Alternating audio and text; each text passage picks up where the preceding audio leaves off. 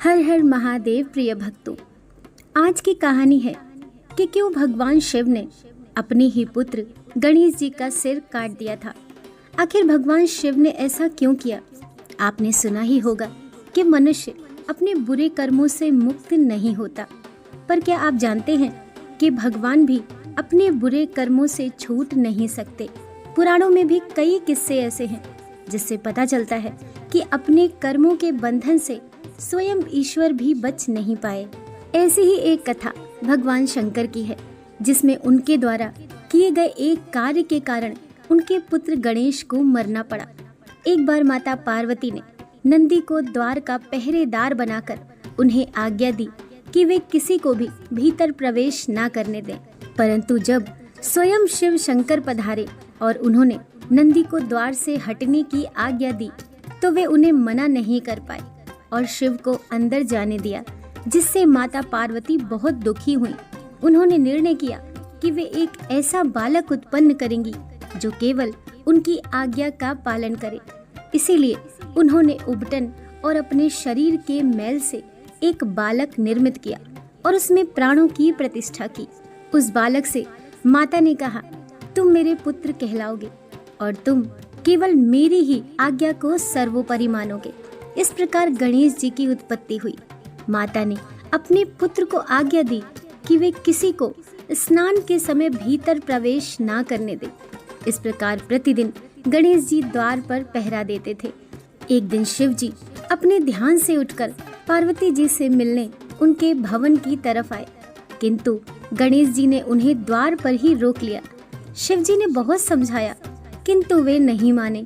इस प्रकार उनका युद्ध शुरू हो गया। गणेश जी ने शिव जी के गणों को खूब परेशान किया और बहुत मारा। इससे शिव जी क्रोधित हो गए और उन्होंने गणेश का शीश अपने त्रिशूल से उखाड़ डाला। माता ने जब अपने पुत्र का शीश कटा हुआ देखा तो वे अत्यंत क्रुद्ध हो गईं। वे शिव को श्राप देने को आतुर हो गईं। तब देवताओं के अनुनय विनय से माता शांत हुई और शिव से उनके पुत्र को जीवित करने की प्रार्थना करने लगी। शिव जी ने अपनी भूल को सुधारने के लिए गणेश जी के शीश में एक हाथी का शीश लगा दिया और उन्हें जीवित कर दिया। पुराणों के अनुसार शिव जी ने अकारण ही अपने पुत्र का शीश नहीं काटा था, बल्कि यह एक श्राप का दुष्परिणाम था। एक समय की बात है, माली और सुमाली नामक दो राक्षस थे। वे दोनों ही शिव के परम भक्त थे। वे दोनों ही बहुत शक्तिशाली थे और स्वर्ग पर अधिकार करना चाहते थे। इसीलिए उनको मारने के लिए सूर्यदेव स्वर्ग द्वार पर खड़े हो गए। सूर्यदेव भी अत्यंत तेजस्वी थे और उनमें दोनों राक्षसों को मारने की क्षमता भी थी। इसीलिए दोनों ही शिव से उन्हें बचाने की प्रार्थना करने लगे। शिव जी को अपने भक्तों की रक्षा करने के लिए वहां आना पड़ा और उन्होंने सूर्यदेव पर त्रिशूल से प्रहार किया। इस प्रहार से सूर्य निस्तेज होकर गिर गए और मरणासन्न हो गए। तभी महर्षि कश्यप वहां पहुंचे। अपने पुत्र को ऐसी अवस्था में देख वे विलाप करने लगे और क्रोध में उन्होंने शंकर को श्राप दे दिया कि जिस समय तुमने मेरे पुत्र को मारा है, इस समय तुम स्वयं अपने पुत्र को मारोगे। और इसी श्राप के कारण कुछ ऐसे संयोग बने कि महादेव ने गणेश जी का सर काट दिया। ब्रह्म वैवर्त पुराण के अनुसार माता पार्वती ने पुत्र प्राप्ति के लिए पुण्यक नामक व्रत किया था। इसी व्रत के फलस्वरूप भगवान श्री कृष्ण पुत्र रूप में माता पार्वती को प्राप्त हुए। ब्रह्म वैवर्त पुराण के अनुसार जब सभी देवता श्री गणेश को आशीर्वाद दे रहे थे, तभी शनिदेव सर नीचे किए हुए खड़े थे। पार्वती द्वारा पूछने पर शनिदेव ने कहा कि मेरे द्वारा देखने पर आपके पुत्र का अहित हो सकता है, लेकिन जब माता पार्वती के कहने पर शनिदेव ने बालक को देखा तो उसका सर धड़ से अलग हो गया। ब्रह्म वैवर्त पुराण के अनुसार जब शनि द्वारा देखने पर माता पार्वती के पुत्र का मस्तक कट गया, तो भगवान श्री हरि गरुड़ पर सवार होकर उत्तर दिशा की ओर गए और पुष्पभद्रा नदी के तट पर हथनी के साथ सो रहे एक गज बालक का सिर काट कर ले आए। उस गज बालक का सर श्री हरि ने माता पार्वती के मस्तक विहीन पुत्र के धड़ पर रखकर उसे पुनर्जीवित कर दिया। ब्रह्म वैवर्त पुराण के अनुसार एक बार तुलसी देवी गंगा तट से गुजर रही थी। उस समय वहाँ श्री गणेश भी तप कर रहे थे। श्री गणेश को देखकर तुलसी का मन उनकी ओर आकर्षित हो गया। तब तुलसी ने श्री गणेश से कहा कि आप मेरे स्वामी हो जाइए, लेकिन श्री गणेश ने विवाह करने से इनकार कर दिया। क्रोधवश तुलसी ने श्री गणेश को विवाह करने का श्राप दे दिया और श्री गणेश ने तुलसी को वृक्ष बनने का। शिव महापुराण के अनुसार श्री गणेश का विवाह प्रजापति विश्वरूप की पुत्री रिद्धि और सिद्धि से हुआ था। श्री गणेश के 2 पुत्र हैं, इनका नाम शुभ तथा लाभ है। शिव महापुराण के अनुसार जब भगवान शिव त्रिपुर का नाश करने जा रहे थे, तब आकाशवाणी हुई कि जब तक आप श्री गणेश का पूजन नहीं करेंगे, तब तक तीनों पुरों का संहार नहीं कर सकेंगे। तब भगवान शिव ने भद्रकाली को बुलाकर गजानन का पूजन किया तथा युद्ध में विजय प्राप्त की।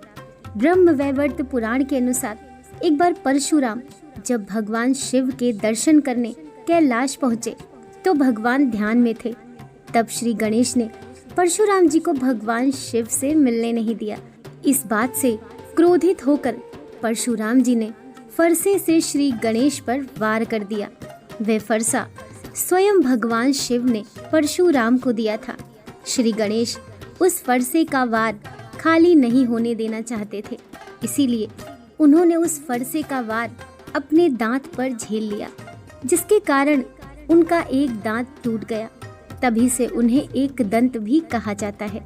महाभारत का लेखन श्री गणेश ने किया है, ये बात तो सभी जानते हैं, लेकिन महाभारत लिखने से पहले उन्होंने महर्षि वेदव्यास के सामने एक शर्त रखी थी। इसके बारे में कम ही लोग जानते हैं। शर्त इस प्रकार थी कि श्री गणेश ने महर्षि वेदव्यास से कहा था कि यदि लिखते समय मेरी लेखनी क्षण भर के लिए भी ना रुके तो मैं इस ग्रंथ का लेखक बन सकता हूँ। तब महर्षि वेदव्यास जी ने ये शर्त मान ली और श्री गणेश से कहा कि मैं जो भी बोलूँ आप उसे बिना समझे मत लिखना। तभी व्यास जी बीच बीच में कुछ ऐसे श्लोक बोलते कि उन्हें समझने में श्री गणेश को थोड़ा समय लगता। इसी बीच महर्षि वेदव्यास अन्य काम कर लेते थे। पुराण के अनुसार पूर्व काल में पार्वती देवी को देवताओं ने अमृत से तैयार किया एक दिव्य मोदक दिया। मोदक देखकर दोनों बालक कार्तिकेय तथा गणेश माता से मांगने लगे। तब माता ने मोदक के महत्व का वर्णन कर कहा कि तुम में से जो धर्मचरण के द्वारा श्रेष्ठा प्राप्त करके सर्वप्रथम सभी तीर्थ का भ्रमण कराएगा, उसी को मैं ये मोदक दूंगी। माता की ऐसी बात सुनकर कार्तिकेय ने मयूर पर अरुण होकर मुहूर्त भर में ही सब तीर्थ का स्नान कर लिया। इधर गणेश जी का वाहन मूषक होने के कारण वे तीर्थ भ्रमण में असमर्थ थे। तब गणेश जी श्रद्धा पूर्वक माता पिता की परिक्रमा करके पिताजी के सम्मुख खड़े हो गए। ये देख माता पार्वती जी ने कहा कि समस्त तीर्थों में किया हुआ स्नान, संपूर्ण देवताओं को किया हुआ नमस्कार, सब यज्ञ का अनुष्ठान तथा सब प्रकार के व्रत, मंत्र, योग और संयम का पालन, ये सभी साधन माता पिता के पूजन के 16वें अंश के बराबर भी नहीं हो सकते। इसीलिए ये गणेश सैकड़ों पुत्रों और सैकड़ों गणों से भी बढ़कर है। अतः ये मोदक मैं गणेश को ही अर्पण करती हूँ। माता पिता की भक्ति के कारण ही इसकी प्रत्येक यज्ञ में सबसे पहले पूजा होगी। दोस्तों, कहानी पसंद आई हो तो वीडियो को लाइक कीजिए, चैनल को सब्सक्राइब कीजिए। मिलते हैं नेक्स्ट वीडियो के साथ। हर हर महादेव।